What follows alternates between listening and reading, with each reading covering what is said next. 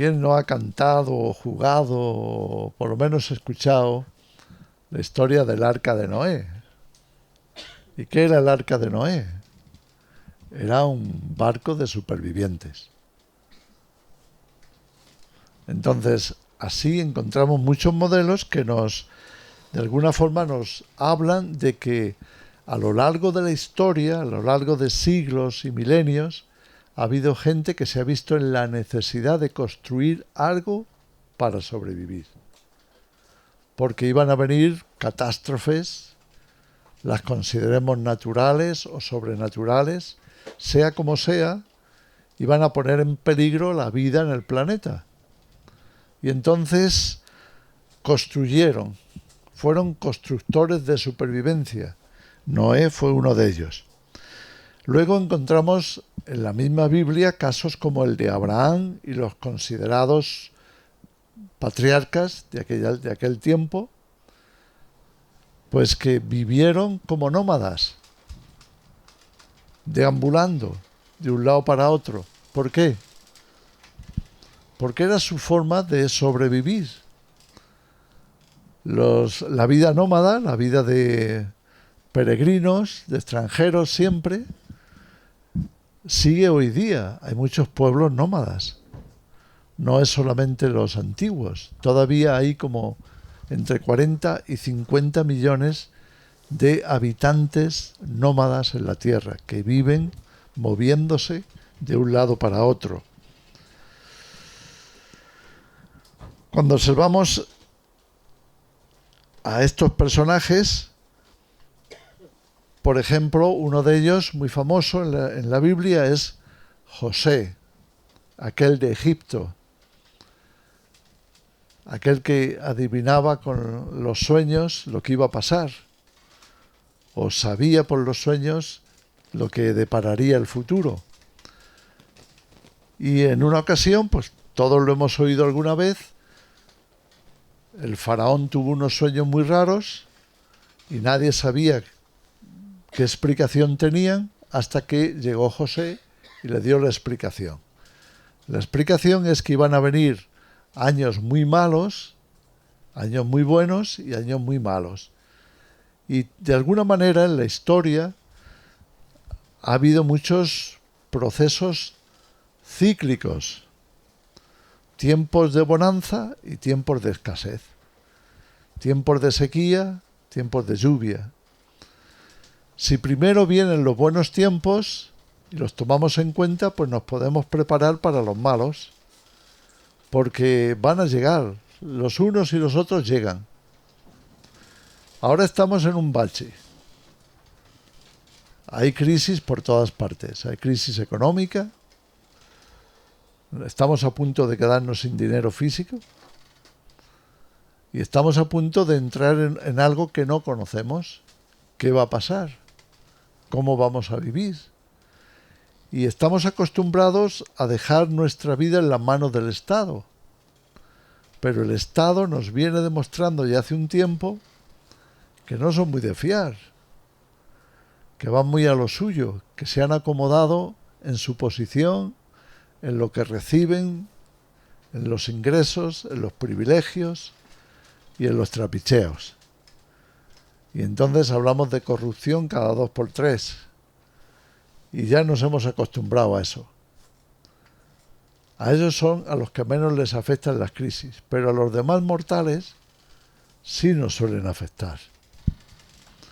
Bueno, pues en aquel tiempo, hablando de José, pues tuvo la sabiduría que Dios le dio para saber lo que significaban aquellos sueños. Y es que iban a venir 7 años de abundancia que habría que aprovechar, porque después vendrían 7 años de escasez.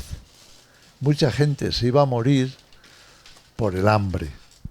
Entonces, ¿cuál era la solución? Pues que en los años buenos se guardara para los años malos. Lógico. Eso es preparación. Bueno, pues ahí tenemos el ejemplo. Tenemos otro ejemplo en Moisés. 40 años sobreviviendo en un desierto. ¿Qué fueron esos 40 años de Moisés sobreviviendo en un desierto, teniendo que cuidar unas pocas ovejas y aprendiendo a conocer bien el terreno, donde había agua, donde se podía más o menos apacentar el rebaño, o en fin, 40 años son muchos, pero aquello era una preparación, porque después Dios le iba a mandar a sacar a los esclavos de Egipto y los iba a llevar al desierto. Así que ahí tenemos mucha preparación, mucho sentido de supervivencia que nos ayuda a nosotros a tener en cuenta que también espiritualmente, porque estamos hablando de la Biblia, hay un interés profundo de aprender estas cosas, de tenerlas en cuenta. Tenemos que echar de vez en cuando mano de estos libros porque tienen mucha sabiduría por detrás y nos pueden ayudar a ver que esto ya ha pasado. El rey Salomón decía y dejó escrito: no hay nada nuevo en este mundo, no hay nada nuevo bajo el sol, escribía. Lo que existe, lo que pasa, ya ha pasado antes y volverá a pasar. Es decir, estamos en procesos cíclicos.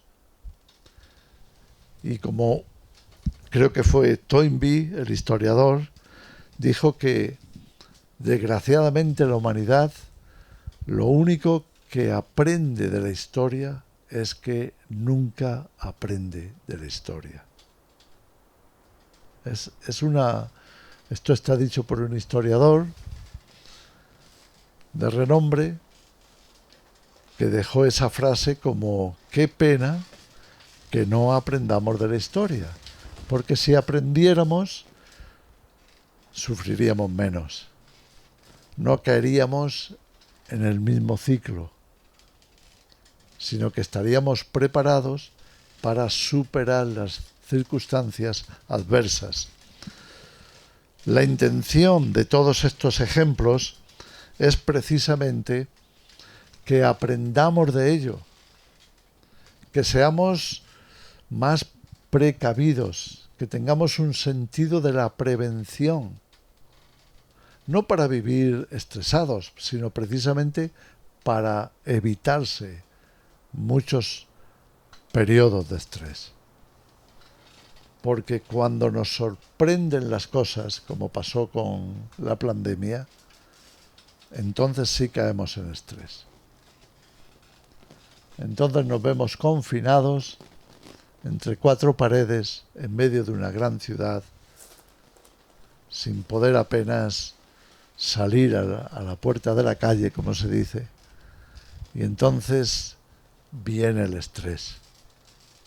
Todo el mundo buscándose un perrito para poderlo sacar a hacer pipí. Aprendamos con preparación. Todo lo que ha ocurrido en el pasado es importante si aprendemos de ello. Si no aprendemos, entonces lo tendremos que repetir.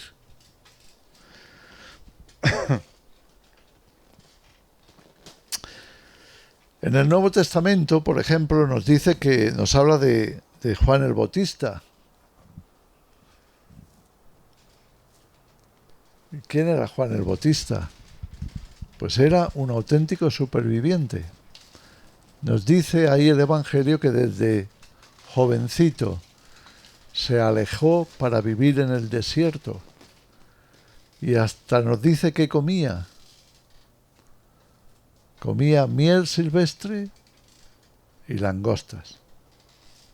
No langostas del bar, de las otras.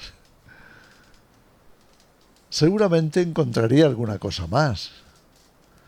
Pero imagínate aprender desde el principio a sobrevivir a base de la escasez. Eso te prepara para lo que sea que venga. Así que ya no tienes miedo a nada. Cuando te preparas en esa profundidad, ya te da igual las crisis que vengan. Las tienes superadas.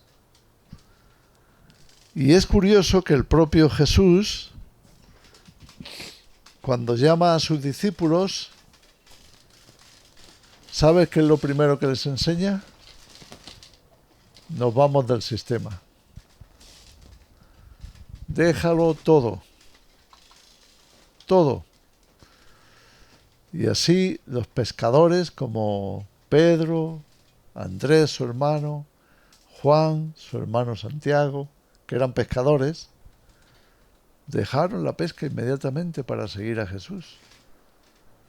Mateo era recaudador de impuestos. Otro era activista, celote. En fin, tenía una variedad de gente.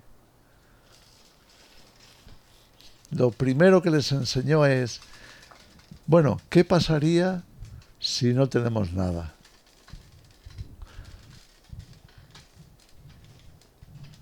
¿Conocen la Agenda 2030? Dice que no tendrás nada y serás feliz. Cuando uno escucha eso dice, ¿cómo se come eso, no? No tendrás nada y serás feliz.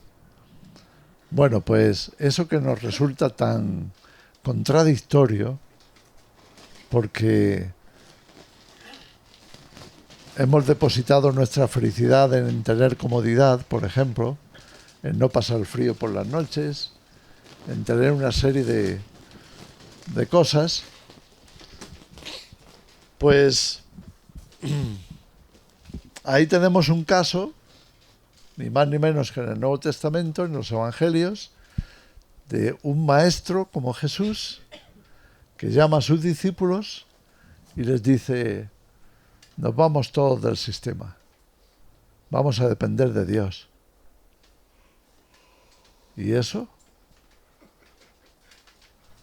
Así que a los discípulos a veces les entraba la temblera. ¿Y ahora qué va a pasar? ¿Y ahora cómo vamos a comer? Y ahora yo necesito un poco de ropa. ¿De dónde la sacamos? Y todo el tiempo que Jesús estuvo instruyendo a esos discípulos, les estuvo enseñando supervivencia. ¿Basada en qué? Basada en confianza en Dios. Basada en que no estamos solos en este mundo. Tenemos a alguien que nos cuida. Yo se lo digo muchas veces a los padres, porque hoy vivimos malos tiempos para los papás. Vivimos en un mundo muy agitado, muy desestructurado. Todo se está deshaciendo. Los conceptos han cambiado de una década para otra. Los entretenimientos también. Y una serie de factores que los padres ya no saben qué hacer con los hijos. Y algunos se abandonan para no deprimirse. Y dicen, mira, ya no sé qué hacer con los chavales. Lo que ayer estaba mal, hoy está bien. Lo que ayer estaba bien, hoy está mal. Y ya no sé qué hacer. Lo único que sé es que si les dejo el móvil, se calman. ¿Qué tiempos vivimos, no? Claro, cuando los padres tienen fe en que hay un Dios, fe en que no estamos solos en este mundo, fe en que hay ángeles, fe en que hay entidades espirituales que están cuidándonos, cuando tenemos esa fe, entonces podemos comprender que no estamos solos en cualquier situación en la que estemos, también en la paternidad. Y yo les trato de motivar y consolar diciéndoles, lo que tú no sepas, encomiéndalo a Dios para que Él te ayude, porque no estás solo.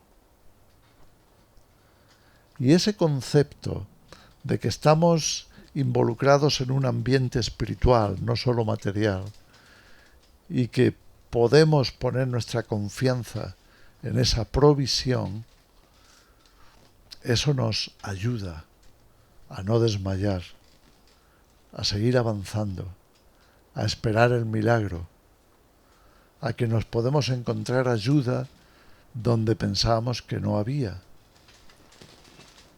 Y cuando acudimos a la Biblia, nos damos cuenta de que efectivamente eso es lo que pasó. Eso es lo que le pasó a cada uno de estos personajes. Recibieron ayuda. Moisés se encontró con muchos problemas porque la gente no estaba acostumbrada a confiar. Y cuando les faltaba lo que fuera, enseguida empezaban las depresiones, las quejas, los murmullos, las murmuraciones, el empezar a rebotarse.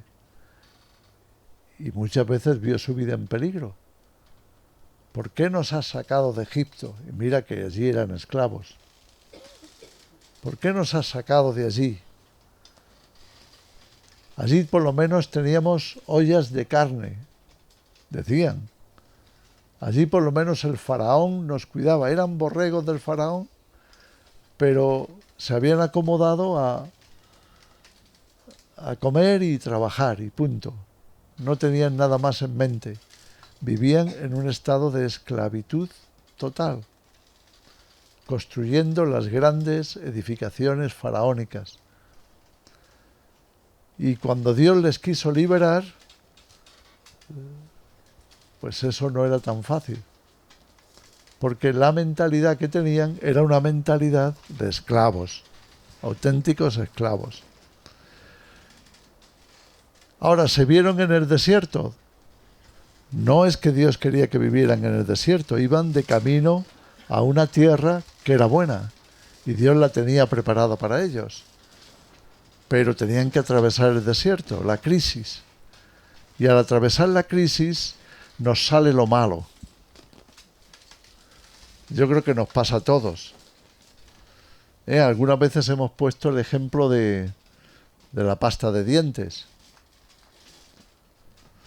Tú no sabes de qué color es. Puede ser blanca, azul, o roja, en fin, hay de varios colores. Puede ser que tenga más menta o que tenga más otra cosa. Hasta que no lo aprietes, no sale. Y yo creo que todos entendemos lo que eso significa.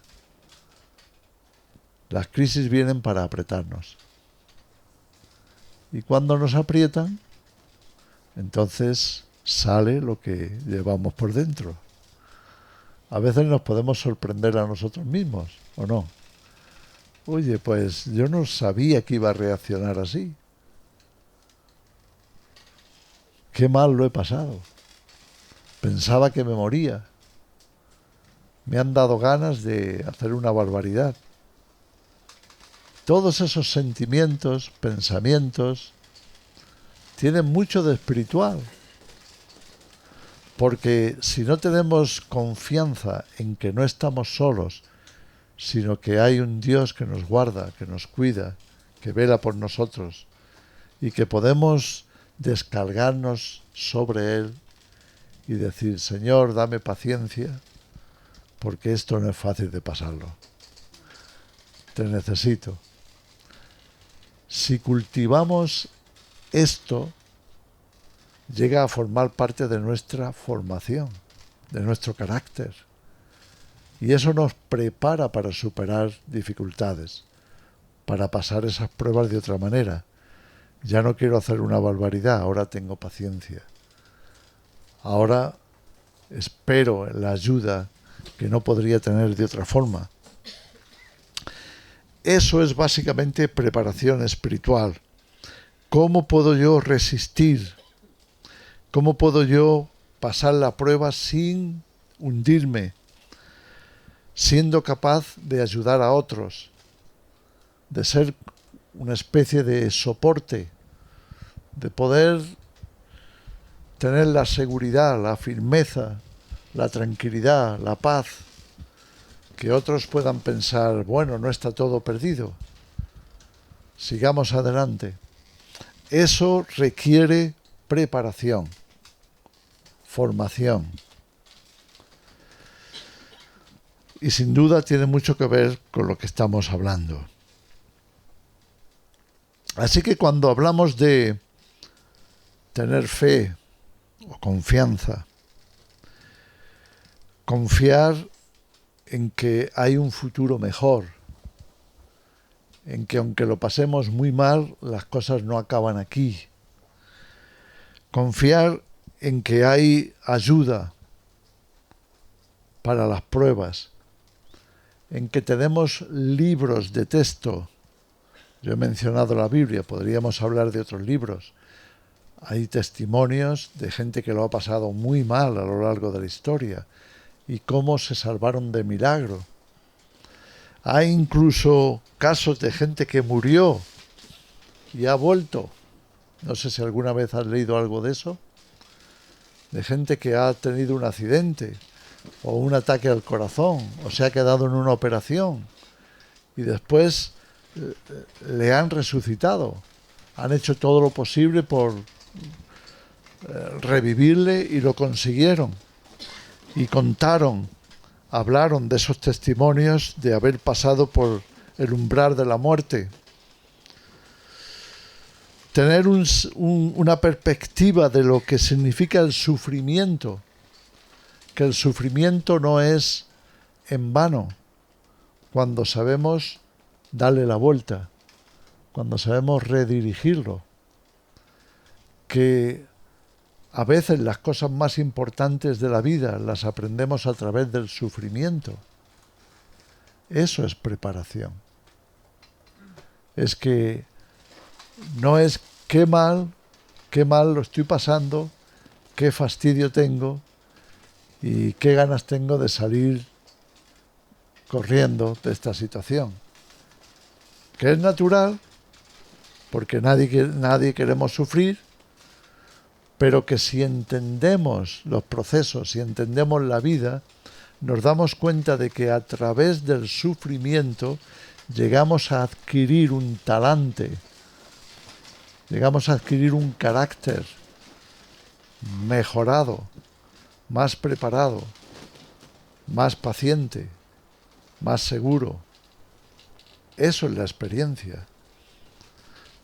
Entonces, decimos que encontrar el sentido al sufrimiento nos prepara. Es la perspectiva del sufrimiento.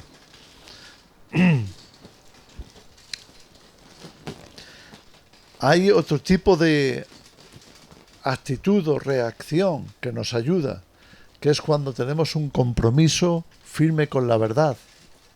No nos conformamos con el engaño, no nos conformamos con la falsedad.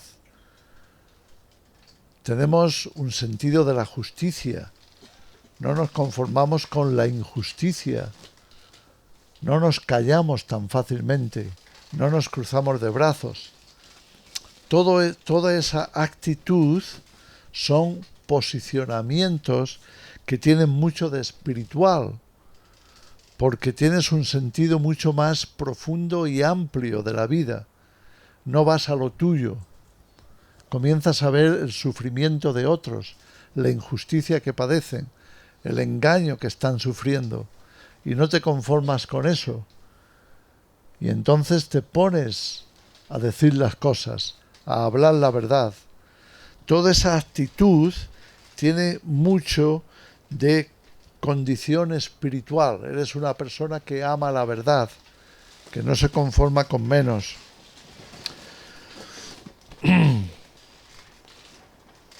Entonces vemos ahí que hay una serie de factores, ya sea de resistencia o de acción, que nos preparan para cosas más grandes, para situaciones más difíciles, para abordar momentos de mayor crisis. Y eso es de lo que se trata. Que las cosas pueden empeorar y que amenazan empeorar. Y ya se está hablando, como si estáis siguiendo las noticias, pues ya sabéis que amenazas a nuestra integridad no nos faltan. Hay guerras, rumores de más guerras, cada vez se habla más de la confrontación nuclear. Son situaciones de extrema necesidad, podríamos decir.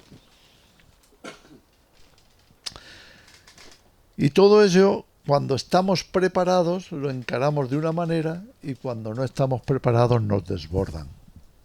¿Y ahora qué vamos a hacer? Aparte de entrar en pánico, ¿qué vamos a hacer? Y todo esto nos tiene que ayudar a meditar, a pensar en ello y tomar decisiones. ¿Estoy preparado o no estoy preparado? ¿Qué haría si ocurriera esto? No sé cómo estabais vosotros pasando la pandemia, pero si te hubieran dicho unos meses antes, mira, esto es lo que va a pasar, sí o sí, ¿qué habrías hecho? ¿Te habrías cruzado de brazos o habrías pensado, oye, pues yo no me quiero quedar unos meses encerrado en mi casa? No sé cómo habréis vivido la vacunación, pero yo en particular no me iba a vacunar por nada en el mundo. No solo por esta vacuna, sino por ninguna. Y no porque a mí se me haya metido en la cabeza ser una persona antivacuna, no, es porque tengo información de muchas décadas atrás de qué pasa con las vacunas y qué hay en las vacunas. Y entonces uno se prepara y dice, oye, pues no me conviene. Y sin embargo el mundo entero se arrodilla a la vacuna como si fuera su Dios. Es que ha salvado muchas vidas. ¿Estás seguro de eso? En fin, estamos en un mundo convulso y muchas de las cosas que nos han enseñado como verdades absolutas son absolutos engaños. Y está metido por todas partes porque hay tantos intereses económicos envueltos, que por el dinero, ya lo escribía San Pablo, el amor al dinero es la causa de todos los males, escribía él. El amor al dinero, la codicia, la avaricia, está en el fundamento, en la base de toda la maldad que hay en el mundo. Pero vivimos en una atmósfera de buenismo. Todo el mundo es bueno. ¿Tú qué piensas ahora? ¿Que todo el mundo es bueno o no? ¿Todo el mundo es bueno? ¿Estás seguro de que todo el mundo es bueno? No. Ahora estamos casi convencidos de todo lo contrario. Porque vemos la maldad manifestarse de muchas formas. Y te das cuenta de que no es así. En fin, espero que esto os haya servido hoy, esta tarde, de reflexión para entrar en lo que queremos entrar en estos días. Ahora, si queréis preguntar cualquier cosa o añadirle algo o quitarle. Si puede profundizar sí. Algo más. Creo que el descubrimiento de la maldad es algo muy importante.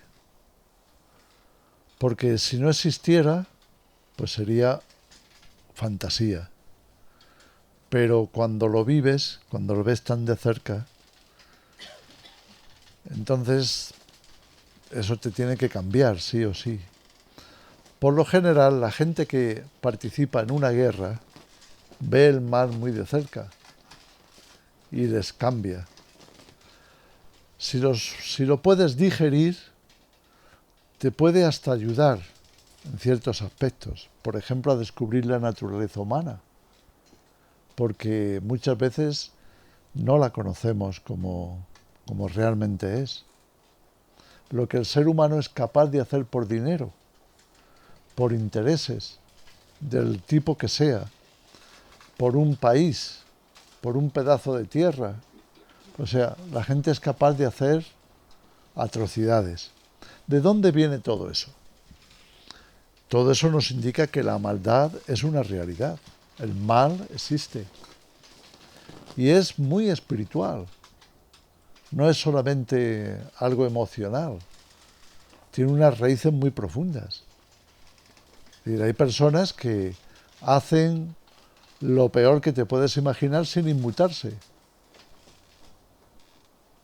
No te consideran en absoluto. Tiran para adelante, caiga quien caiga. Y además hay hasta quien lo disfruta.